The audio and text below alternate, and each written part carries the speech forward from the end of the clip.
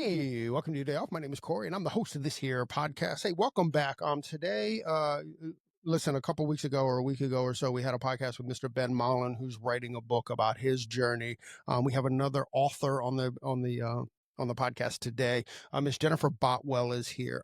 I'm excited to see people that are from the industry, in the industry.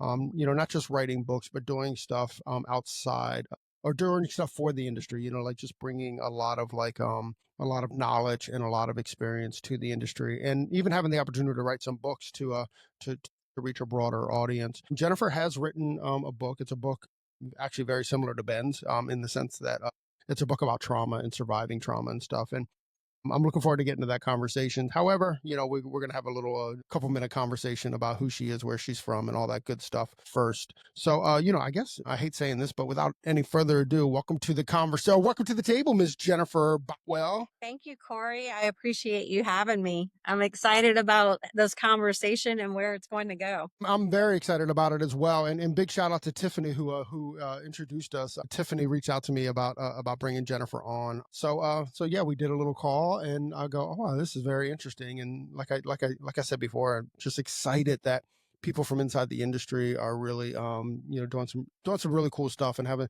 some really cool conversations as far as when it comes to mental health and stuff like that. I definitely think that we have a space in the industry to continue these conversations, or to have these conversations. So first off, thank you for putting that all together. I mean, I'm sure that the fact that it was trauma, it's not easier. It's how you have to walk through stuff. But before we get into that, Jennifer, where are you from? I'm from Gretna, Louisiana, right outside of New Orleans. So Southern girl. Are you from there?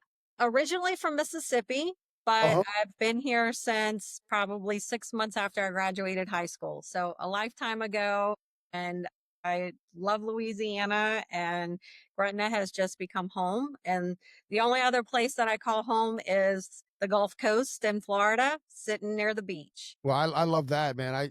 We vacation all the time in like the Clearwater area, like there's 1,000 beaches between like Clearwater and St. Pete. So that's you can usually find us there for a week in the summer there. I love those beaches so much. Yeah, it's gorgeous down there. I just went and spent a weekend with Tiffany down there a couple weeks ago, and we worked on the beach, sitting out there doing our thing, and it was really cool. Such a relaxing. That's yeah. I love that area so much, so much. Spent, like I said, a couple decades down there now or something. It's crazy. How did you find the hair industry? The hair industry has been what I've wanted to do my entire life. At 4 years old, I would go every weekend to the beauty salon, and it was a true beauty salon. It was called Foxy Lady with my grandmother. I would, every Saturday morning, that was like my fun weekend. And I would go in, and Miss D and Miss Karen, the owners, would let me take everybody's rollers out of their hair, polish off. And so it was what I was meant to do, was to be a part of this industry. And I just going in there from 4 to probably 13, 14 years old. I would do it every weekend, and it was embedded that I was supposed to be a part of this industry, just making people feel good. Did you get in actually into the hair industry right out of high school? Like what was your schooling like?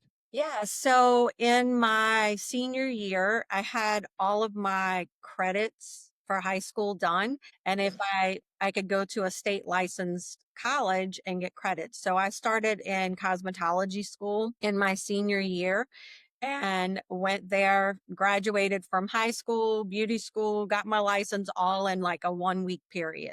Are you serious? Yeah. I'm a little bit of an overachiever. Dude, yeah, a little obsessive there. I would I would imagine a little bit. That's wild. So what took you to New Orleans from Mississippi? So I grew up in Houma, which is about an hour outside of New Orleans down the bayou. My father was in the oil field, so we traveled a lot when we were younger. And right out of high school, my dad got hurt in my sophomore year of high school. And so they ended up moving back to Mississippi, but I stayed in Louisiana. And I guess maybe a year out of high school, I followed a man to New Orleans. The good thing that came out of it was I ended up here in the city, and it's been home ever since. You know what? I was going to set it up like, what boy did you follow to New Orleans? That is the story, like. Whenever you move far from home, it's usually, there's usually Yeah, a love interest there.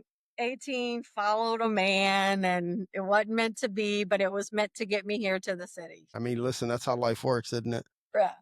So you pretty much started your career in New Orleans, and yeah, Yeah, I worked 1 year out of school down the bayou, and then I've been here ever since. that's awesome. So was your did you have like did you start out as like an assistant at 18 and stuff? Like, what was your journey through that? Yeah, well, I actually started out working in one of the mall hair salons. It used to be Regis. Oh, you're bringing me way back.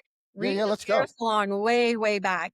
And that's where I started when I first moved here to the city. And I worked there for 1 year, built a little bit of a clientele, and then went and kind of, skipped around to a few different salons over about a 3 year period. And then I landed at a salon called Regan's.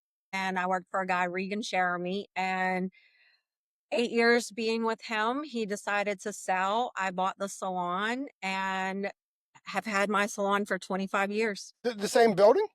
We've moved locations, same company, changed the name in 2010 from Regan's to Salon Sanity. But yeah, I've had it for 25 years. I even have Carrie who works with me. We've been together that whole time. You know what's interesting is that I don't know if this is a gender thing. We'll focus it through a gender thing. Like I know so many salons named after like men's names, but very few that are named after women names. Now let me give you a little bit of a precursor here.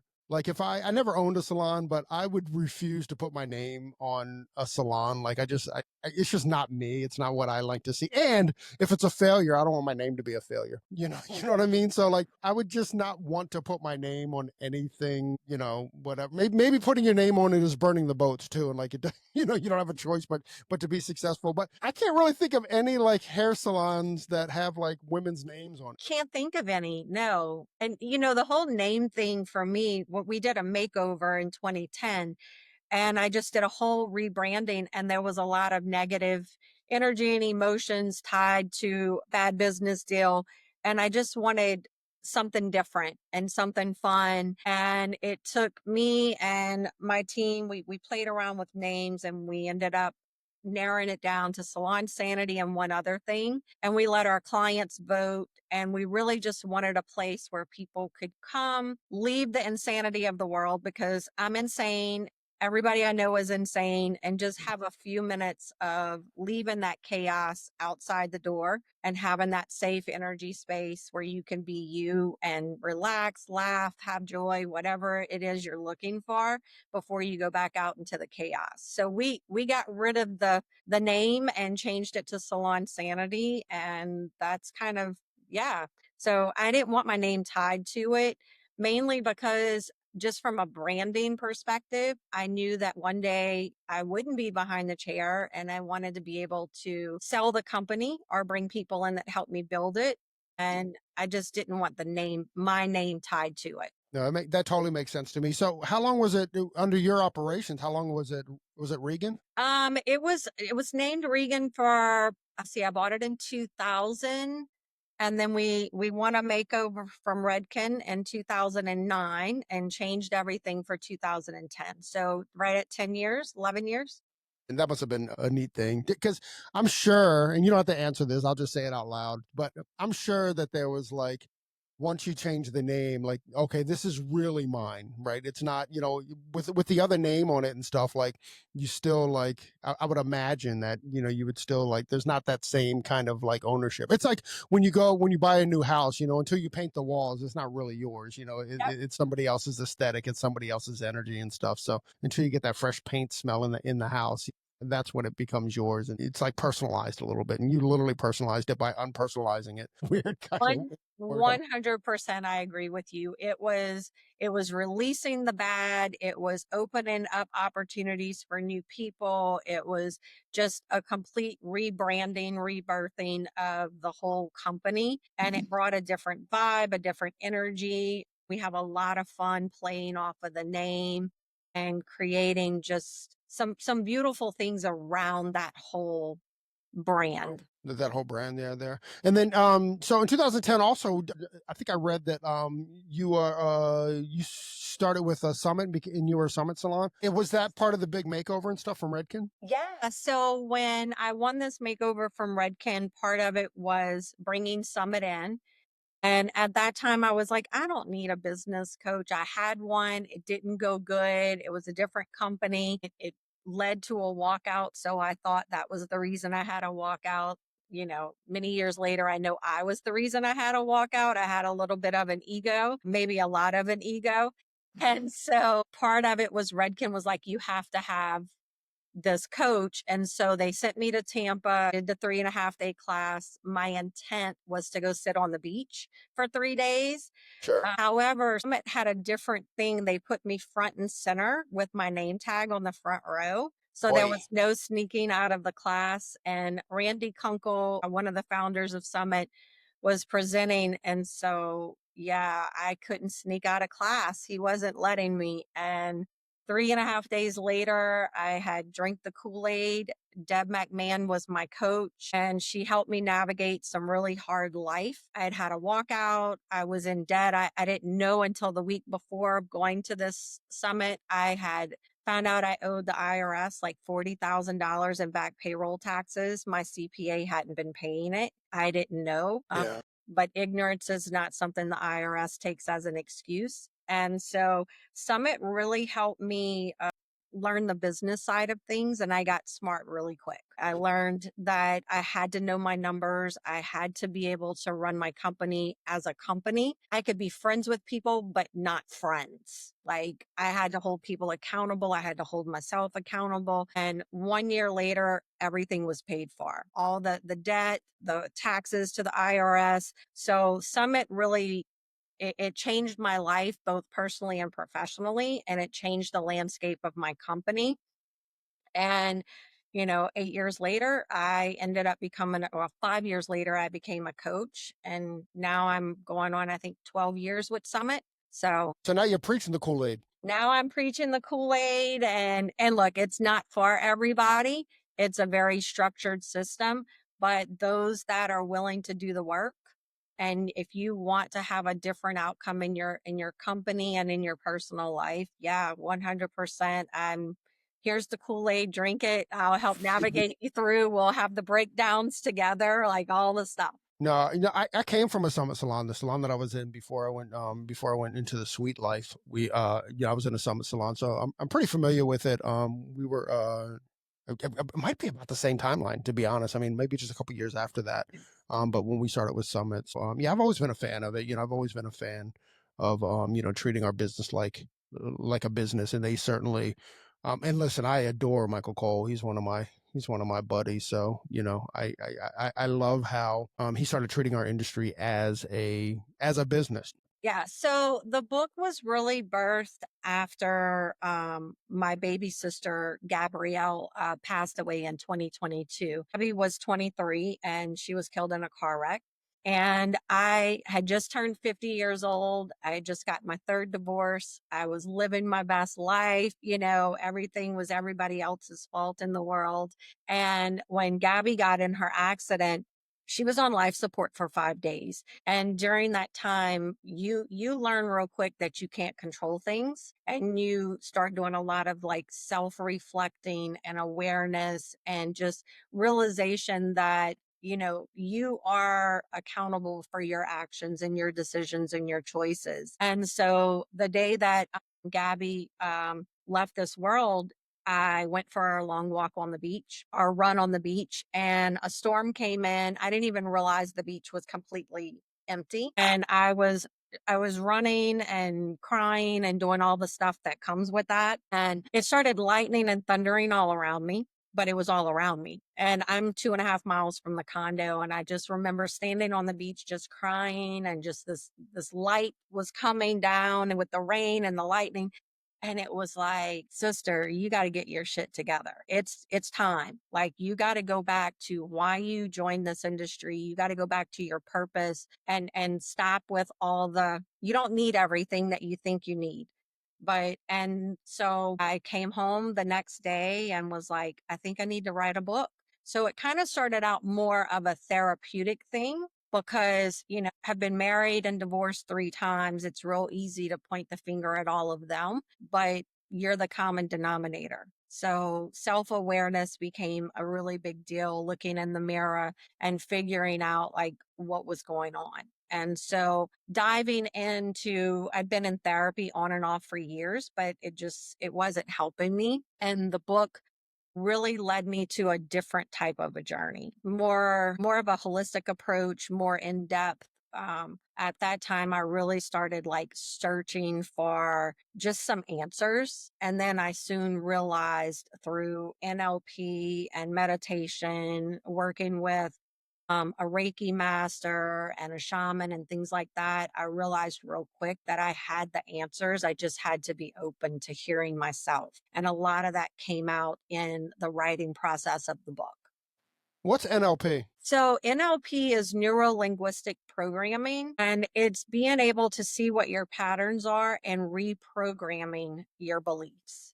So, being married and divorced 3 times, I realized I had a cycle and a pattern. And I had to figure out what was going on with that because I was attracting a lot of the same types of people. They all looked different, but yet there was a lot different qualities that were the same. And I realized real quick I was running patterns and beliefs Keep saying real quick, but this doesn't seem like a real quick thing. well, I learned through the process of the timeline that I could see like, oh, this marriage was this one was this, and not just marriages, but relationships with my friends, that people that have come and gone in my life. And I realized through doing the NLP that it was different cycles. You can't ever trust anybody. Everybody's going to lie, cheat, and steal from you. And those were all things that had happened in every relationship that I had been in, whether it was marriage or just friendship. Like there would be some sort of betrayal, deceit, and then people would ultimately leave. And I realized that this was something that had been instilled in me as a child through grandparents, parents, the religious organization. And so I really had to step out and break that. And NLP helps you reprogram and see things from different perspectives. So do you have like an NLP coach or how does that work? Yeah. So my brother in law and my sister are both certified in NLP. I'm now certified in it. I'm working on my master certification for it. Tony Robbins does a lot of this at his like Unleash the Power Within. That's where I was introduced to it. But my original session with NLP was an 8-hour session with my brother-in-law. And it was great because it was somebody that could push me a little bit further because he knew me personally and had been, in my life for 20 years. And so he knew where to go and what questions to ask to get me to the other side. Where I think in traditional therapies, 60 minutes, 90 minutes, they don't know. They don't know all the ins and outs. And with Rob, he was really able to like dive in and say, okay, well, like let's talk about this, or let's talk about what's going on with this aspect of your life, or why this, and things like that. So he could push a little bit harder. And even now he still does. I was with him and my sister yesterday, and he's like, so sis, what do you think about where we at? And what do you think about this? Like he likes to ask a lot of questions that make me think and reflect and become very well self-aware. That's really good, Yeah. because because to me, what it sounds like is finding your blind spots, right? Like, what are your blind spots there? Arrogantly, I like to say that, I'm pretty connected and pretty self-aware, but I'm sure there's also a bazillion blind spots that everybody in my life is seeing except me. So, it that's pretty interesting to me, and to see that you've had some success with that as well. So the book wasn't really intended. It was just it was more like let's get some thoughts on paper. It wasn't really intended to be released, but then there was some kind of magic there. Yeah, as I started writing and I did a little bit of research. So One of the things that came out in the NLP, which I had known happened to me, but had been shut down and stifled away.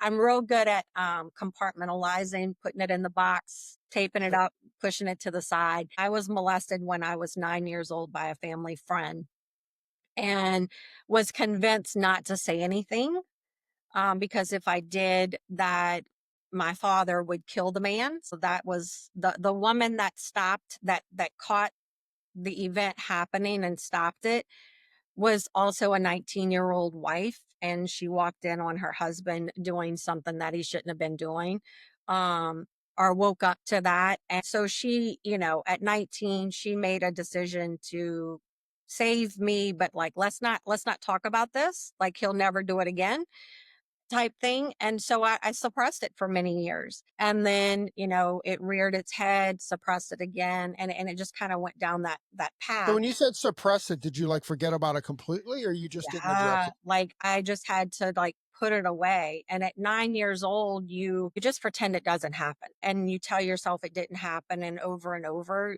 after you tell yourself so much that something doesn't happen, it doesn't happen. And it wasn't until many years later that it came up again. And once again, I went to someone in the church, talked to them about it. They were like, oh, that probably didn't happen. It was just a bad dream. And, I agree. If it did happen, your dad would lose his shit. You shouldn't tell anybody. What'll happen if your dad goes to jail? Who will take care of your mom and you and your siblings? And I'm one of five. So my mom was a stay-at-home mom. And I just, at 9, 10, and then 13, you take that responsibility on, and you just, you don't say anything. You keep it quiet. And then, through various marriages and different things, it kept coming out. But part of, I think, finding this and researching, I discovered that 3 in 5 women are molested and 2 in 5 boys are molested. So if you're in a room with 20 people, more than half of those people have been molested. And I was like, okay, I think I'm supposed to have a voice here. And I talk about in my book having a power team of people that support me. And one of them is Joe Robertson. He's my personal trainer. And Joe and I, his sessions are more dumbbell therapy. And so I was like, Joe, I started working on this book and I think I'm supposed to put it out there. And he's like, what do you mean you think? You know what you're supposed to do. And I was like, yeah. He's like, you've got a voice and you've got a big one and you need to use it. There's a lot of people in this world that don't have a voice. And so from there, it just kind of birthed. I started looking, I was going to self publish. And then the person that was going to edit it, something happened with her job and she couldn't. And that led me to Balboa Press, which they self help, spiritual books, things like that. And 9 months later, the book was out and done, and they published it in January. That's awesome. So is it available like everywhere, like Amazon and all that good stuff? Yeah, so it's on Amazon. Well, It's first off, what's the name of it? okay, it's called ICU.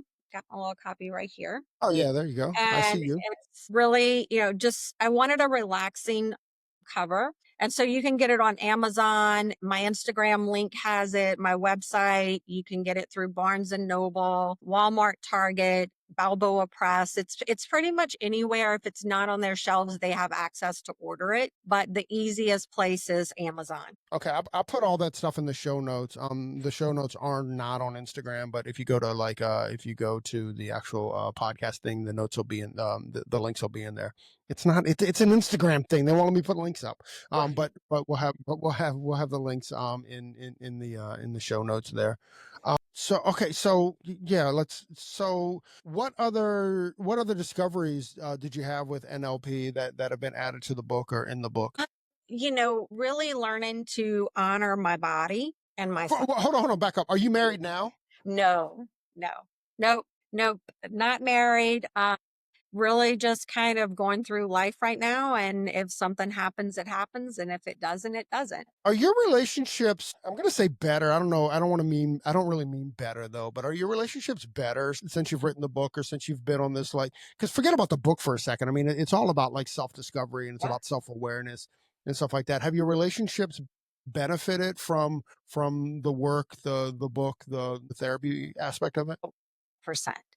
I think I can have healthier relationships, more intentional. I recognize the red flags now and I don't make excuses. And are the red flags yours though? Uh, Or are they it other could be people? both. It could be both. It could be mine and them. One of my patterns was conforming to what people wanted of me. You Like know, people pleasing kind of thing? yeah, yeah, and I say people pleasing not necessarily in the typical people pleasing sense, but doing things such as, oh, this person likes um things done this way. And then I would find myself doing that. Or they loved, I don't know, like going to political events. So I would go and act it as if I loved it when deep down it was pure torture. So almost like um adapting to the things that I thought I needed to do to get their validation and love. And now I'm at a point that my validation and love comes from within and from God, universe, whatever it is that you believe. And I would self-sabotage, so to say. And last What did your self-sabotage look like? uh, the self sabotage would be me not honoring my core values, not honoring my belief systems, doing the things that brought me joy, compromising the things that were really important to me for that person. And not just in like romantic relationships, but even in friendships. Doing things that they enjoy doing, and maybe I didn't necessarily love it, but I would go along with it because I didn't want to be the outsider that caused chaos, or I didn't want to bring any unnecessary attention to me. And so I would just go along with things. And in the last couple of years, I've gotten to the point that if it's not in alignment with my core values and who I am, I can walk away from something, and it doesn't have to be ugly. It doesn't have to be messy, but I'm going to walk away and honor what's going to bring me joy. My friends laugh at me because I'm like, I'm not going to a 4-year-old's birthday party. My kids are grown. There's nothing fun about that for me. If it's my godchild, my niece, my nephew, yes, I'll be there. But just to go to like all, like, no.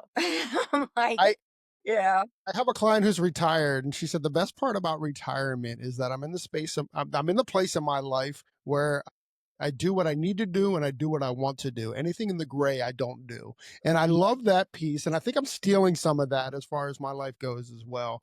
I'm like, I'm going to do what I need to do to stay alive, not because of some outside thing saying you need to do this, or do I want to do it, and if I don't want to do it, then I'm just not going to do it.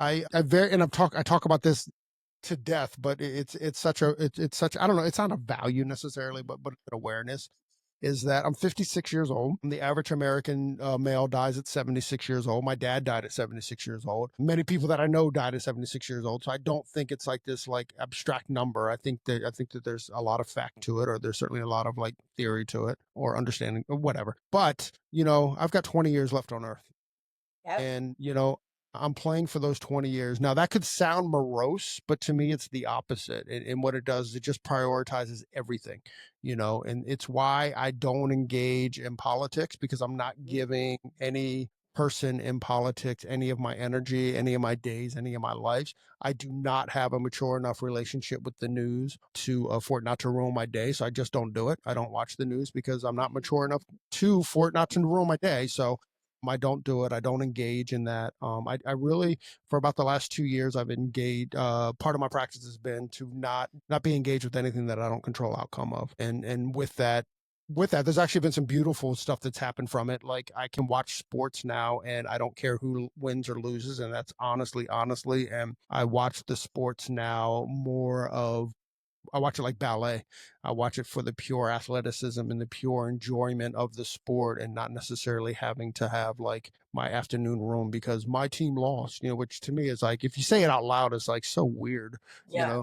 and it's a piece of, and now that was not the intent. Let me tell you, it was not the intent to disconnect, but once you're disconnected from that, there's no kind of getting back. I noticed it certainly in boy culture a lot with like cars and stuff. I grew up as like, are you a Ford guy? Are you a Chevy guy? Are you a Ram guy? And like, and again, like I certainly engaged in that, but then if you start to think about it, you're like, that is such a weird kind of like engagement with people, certainly with boys, like we love to do these things, and sports is the same thing, you're this fan or that fan. So, once I decided to stop engaging with that, I just find it weird in that sense. It's had lots of heads come out of it, i.e., not participating. I watch sports, but not, I really don't care, who wins or loses. But that's been kind of like a glorious side effect to it as well. So I don't really know how we got here, but I just started chatting I don't know, with it. but I love it because you're one of the few people I know that disconnected from the news. I did it 4 years ago, 5 years ago now, and it's amazing Well, it when. doesn't, it comes down to, it doesn't serve you. Yep. And it doesn't serve me because it only upsets me, So like I literally turned off all my news cycle stuff. The only thing that I have up now is the BBC, which the BBC doesn't send me a thousand different things like some of the other news networks were sending like a day. Everything was an emergency. I'll Yep. never forget, like I was at a salon and we had CNN rolling, and on the scroll on the bottom, breaking news. This is years ago. I'll tell you how long ago. Breaking news. President Obama is preparing for his State of the Union. And I'm like, how can anything you're preparing for be breaking news? I thought like it was such a weird sentence. I guess maybe breaking news, we're preparing for war. Maybe that makes sense. But to prepare for a speech didn't seem like breaking news to me. And I was just like, that is the weirdest kind of like thing I've ever read in my life. That was the beginning of the disconnection from it all, because then you start to realize that everything is about the drama of what's being reported and not necessarily the truth of what's being reported. And then when the drama becomes more important than the truth, then it no longer serves. That's 100%. And everybody's got a different perspective. And you can take All day. any topic and have multiple perspectives, which is that person's reality, and you can't control it. No, and that's it. That's a good point too. Like you can't, and I don't like, I don't take the debates anymore. I'm not interested in debate because debate seems to be tied around your own ego. One of the rules that we have in our house is two things: is okay, this is a win if you're listening in, maybe, maybe not. But my wife and I, we've been together since high school, so we've been together for many, many, many years. So, but one of the rules of the house is that we don't have tough conversations past 9 p.m. Because past 9 p.m. now you're dealing with sleep deprivation, you're dealing with the day's stuff and all that stuff. So we're not having tough conversations then. And this is the big one, is if you're having a tough conversation, if you're having an argument, if you're having a discussion and you start to repeat yourself, that's the end of the conversation. Because what happens is every time you rotate through and you repeat something, it only gets uglier and uglier, because now it's more about proving that you're right and for the principle of the argument than it is keeping your eye on the big picture and where's the solution. The solution is never the third time around. The solution's never the second time around. So once you repeat yourself, once you make your point, even if it happens the second sentence, that's the end of the argument, because you have nothing else to add. And everything you have to add after that is only going to be uglier. I love that. That is a win. That's good advice. It certainly has been successful for us. Although we don't really argue anymore, but that's a whole nother story. But, because of all the practices, right? Like once you don't make the argument about your ego or about, pride or whatever, then, what do you have to argue about? We bicker like an old couple, but we don't really fight anymore. It's funny you say that, Corey, because one of the things I did was I took a relationship course after, the third divorce. And one of my assignments was interviewing 3 couples that have been married over 15 years. They had to be truly happy and How do joyful. you define what truly happy is? Well, they gave you a whole list, but it was really hard to find 3 couples that looked the part, but they were all people that I knew that I, was either related to in one way or another. And they all kind of had their own parameters set around having those tough conversations, just like what you're saying you and your wife does. Um couple of them had code words for if one's getting really passionate and aggressive, saying like, hold up, we're on the same team, Yeah. and you have to have, somebody that's going to be willing to not be right, but it can't always be the same person. It's got to, ebb and flow. So I think that, what you're saying, just from, the conversations that I've had with other people and doing this research, was really enlightening, because that is nuts. I would fight with the best of them. I would go head to head, had to be right. And then if I wasn't doing the fight to be right, I would just shut down and not talk. I could go a month and not speak to you. Yeah, that's That was me being right. yeah. Well, yeah, well, Yep. that's when right is never right. Exactly. Like right in the jeopardy of what were so, through your NLP, through the writing of the book, and through that, and through the 3 divorces, like what accountability have you discovered about your own self, certainly in those relationships, and I'm sure that they carry over to your non-romantic relationships as well. Yeah. So I love work. I'm a workaholic. I love everything about what But I are do. you really a workaholic, or are you just Um, running? I was, I was a workaholic, and I was running. I was running from a lot of stuff. And the running was, the work would allow me to be busy and not think about those things. Now I'm at a place where, I'm an entrepreneur. I have my hands in multiple businesses and various things, but I also make sure that I have white space on my book. I have rituals and routines that I do every morning. Those are all non-negotiables, and that there's no work that can interfere with those things. It's got to be a hell yes for me to say it and do it. If it's just a then it's a no. And so, I would not be present a lot. I wasn't always in the moment. And through the years, especially raising 2 boys, I had to learn that they were the reason that I did all the things. They're the reason that I had the salon, and they're the reason that I worked so hard and all these things, but I was missing a lot of moments because I wasn't present. And even if I was physically there, I was on the phone doing texting, emailing, all those things. And so I'm now at a place over the last really 5 years, like if I'm at the sporting events with them, I'm not answering text messages, booking appointments, and on emails. It has to be a hardcore emergency, and there's only a few things that Qualify. qualify for an emergency now. And, even when I do things, go, to dinner with my friends and stuff like that, I want to be present and intentional in that moment versus all over the place. And that's a pattern that I have to work really hard to break, because the busyness, the accolades, the titles, all those things give me validation and make me feel good. And I had to learn that that wasn't the validation that and so through NLP and the writing, I learned real quickly that I can always use work as an excuse if I allow that. But I don't want that to be the reason. If I don't want to do something, I want to say I don't want to do it because it's not in alignment with me, not I can't do it because of work. Right, right. I learned a valuable lesson this summer. And for years, probably like a decade, I've been trying to, I would say, oh, stay more present, stay more present, stay more present, stay what, and to the same exact thing that you're talking about is put the phone down, put it face down, put it down when you're with family, put it down when, for me, I have grandkids. So when when you're bonding with them, or when you're hanging out with them, just put the dang thing down. What I didn't realize is that without full surrender, there is no presence. Mhm. So, a big part of my and I was in Cambodia kind of when I learned this, and there's so much. And I think for me, I had to be in a completely different environment in order to experience and to recognize it, because it's not just about surrender. It's about surrendering everything. It's about surrendering the ego. It's surrendering what you think it's surrendering what or what you're telling yourself.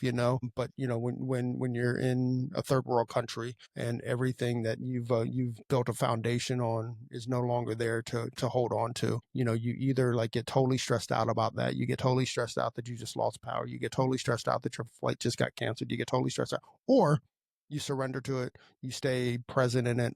And the Buddha talks about the truth. and I felt like for the first time I was able to stand in the truth, meaning like nothing mattered but the space that I was in right at that moment. And there was like disconnected completely with the ego. And again, like even I call it American arrogance, but it's just my own arrogance, about the way that things should be. Hairdresser to hairdresser. And the kind of the easiest way to talk about it is like I was there to train people how to cut hair who were in critical poverty. Well, lice is a big thing in critical poverty, and your reaction to it and then the world's reaction to it are completely different. You definitely have the EBGBs that lasted about 10 minutes, and then you go, you know what? Nobody else is being affected by this. Why am I being affected by this? Well, it was some kind of belief system that I had about it. And then you just, and I had just conceded that if I get lice, who cares? Yeah. It's lice. You know what I mean? Like it can be treated. You know what I mean? But I'm not going to make a big deal about it, make people feel bad about it, or even make myself feel bad about it because I have some kind of like dumb belief system around it. You know. Yeah. So, anyways, That's that some and that happened a serious thousand. growth right there. What'd you say? I said, that's some serious growth right there. You making me have flashbacks to anytime someone would come into the salon and would have lice, the reaction of, what state board says we have to do when, there's all this taboo. But like you said, it's not it's not terminal. It's belief that we've been told. Yeah, totally. And listen, I mean, if it happens in the salon, I think the reaction is more like, oh my gosh, now we've got to go through this whole cleaning thing and all that kind of stuff. So, but if you also kind of think about that, Yeah. like that lacks empathy, right?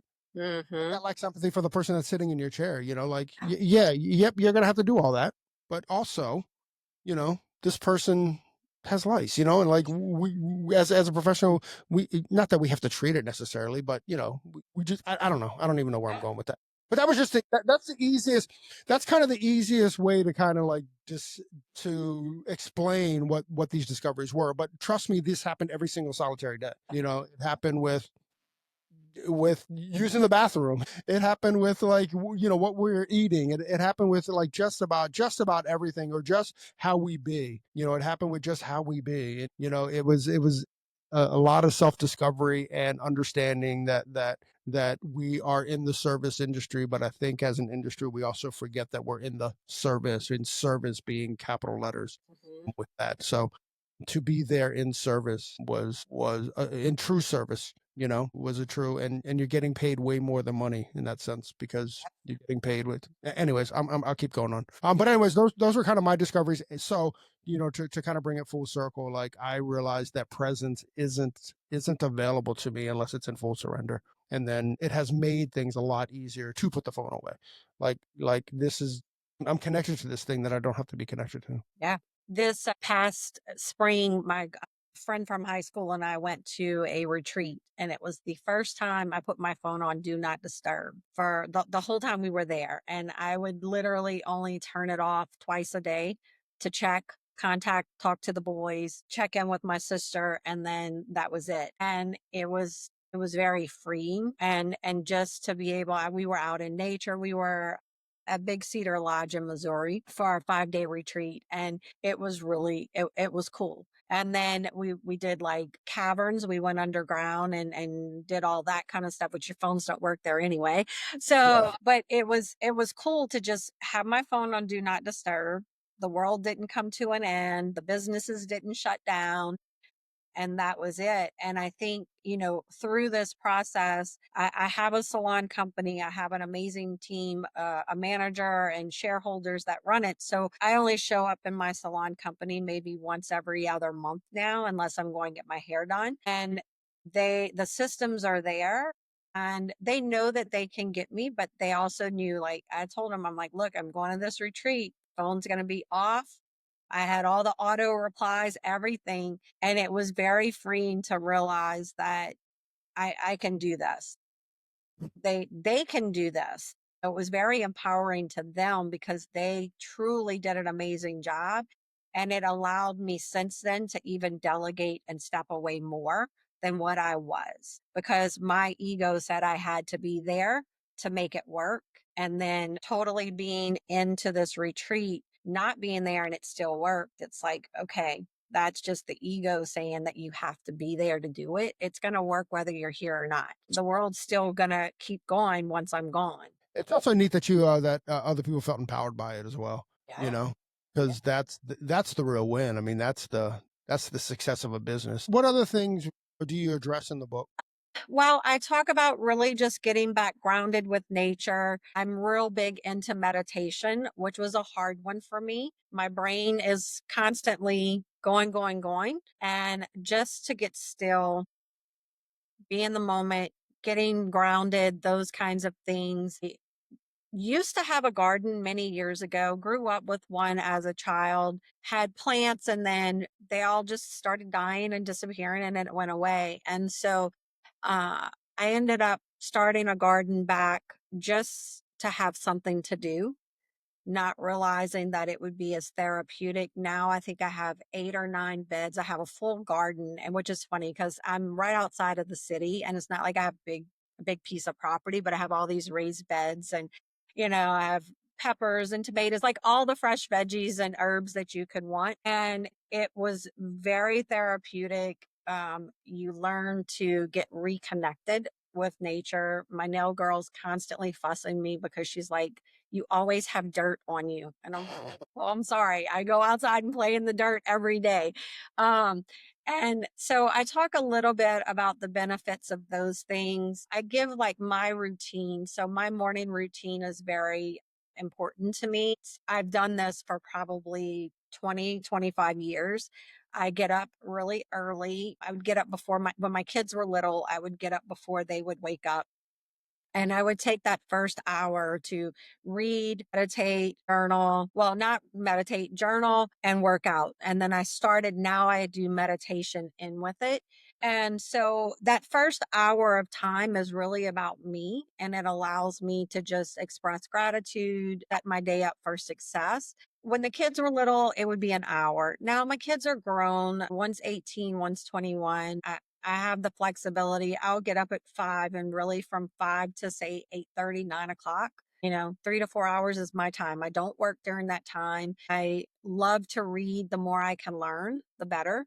And I read everything from leadership to marketing to spiritual, whatever I feel like, nutrition. And then I'll move my body every day. And I think when you can start pouring back into yourself and taking care of this body, because this is the only body we have, Mhm. and it's real easy to be so busy that we neglect the things that we should be taking care of. Something that I read or heard, and I think it was from Dr. Wayne Dyer. He talked about this body is your house, it's your temple. And you get that from the Bible as well. And what are you doing to take care of that? What are you doing to honor that? And I realized I went through a period where I was really sick from 2015 to 2018. And I gained weight. They had me on all these medicines and steroids and just different things. I had went from being super healthy and nutritionist to I broke my tailbone, and it took me out of the gym for about a year. And then when I started to go back, I had all these like heart problems. And so the revelation through all of that was that I wasn't taking care of me, and I wasn't honoring who and what I was supposed to be. I was living on 6 or 7 Coca-Colas a day and high sugars and all the stuff. And now I'm like, no, you've got to like take care of you. So fresh fruits, vegetables, high protein, lots of fish, those kinds of things, making sure I have the water and the sleep. Those are all, and I walk through like each one of those in the book. And the other important part to me is having a power team of people to support me, because you've got to have people that will have those hard conversations with you, not blow smoke up your ass and tell you what they think you want to hear, but really call me out. They're going to hold me to what I'm supposed to be doing and saying, and remind me that when I'm veering off path, hold up, sister. It's time to, you're not doing what you said. Yeah, that's really good. So you said the book's available everywhere? Yeah, yeah, you can get it on Amazon, Barnes and Noble, Target. I have a website. It's jenniferjboutwell.com. It's available in there. You can sign up for blogs and things like that as well. So it's I See You, right? Is the name of the book. Called ICU. It's a guide to finding your inner strength, confidence, and voice after trauma and abuse. I love that. Is there an audiobook? Yes, it is. I'm waiting for it to be released. It is waiting for approval from Apple and Amazon now. Oh, So perfect. hopefully in the next 3 to 4 weeks. They told me about 6 weeks. And so we recorded it and we had some technical challenges and I had to go back in and re-record everything, which that was interesting. Since you do a podcast, like doing an audiobook, and I didn't want somebody else to do it. I wanted it to be me. Yes. It was it challenged me a little bit. Yeah, Yeah. I'm sure it did. Like I couldn't imagine doing it. Yeah. I and spit and spat and mispronounce words all day long. Like it's my thing. I'm like, wait, do I say this kintsugi or is it kintsugi? Like I was like having to go and listen to recordings of how to pronounce words and things like that. And then deliver them naturally. Mm-hmm. Yep. Kosuke. Yeah. Well, that's awesome. How can people find you? How can they reach out? How can they find you? A, and then B, like if they're in that region, and whatever. Give me all your dates. Yeah, so I obviously am on Instagram, Facebook, TikTok. You can direct message me on any of those sites, LinkedIn. I also have the website where you can order the book. You can subscribe to our blogs and newsletters. We are hoping sometime in the next 12 to 18 months to launch a podcast. That's the next goal. If you're here in the city, stop by Salon Sanity. I may be there, I may not, but the team's always. Chances are not. And then, of course, I am a consultant with Summit Salon Business Center, so you can always schedule a discovery call and consulting call on my Calendly link, which is all on my Instagram. In your link tree there. Yep. Yep. That's awesome. Jennifer, thank you so much. Thanks for making time for us. Thanks for writing the book. I'm curious. I can't wait to get into it. I'm going to wait for the audio book because that's just the way that I consume these days. But yeah, really looking forward to that. Yeah. Let me know when that's available so I can fly on over to Apple or wherever to pick that thing up. Jennifer Boutwell, thank you very, very much for joining us on your day. Thank you.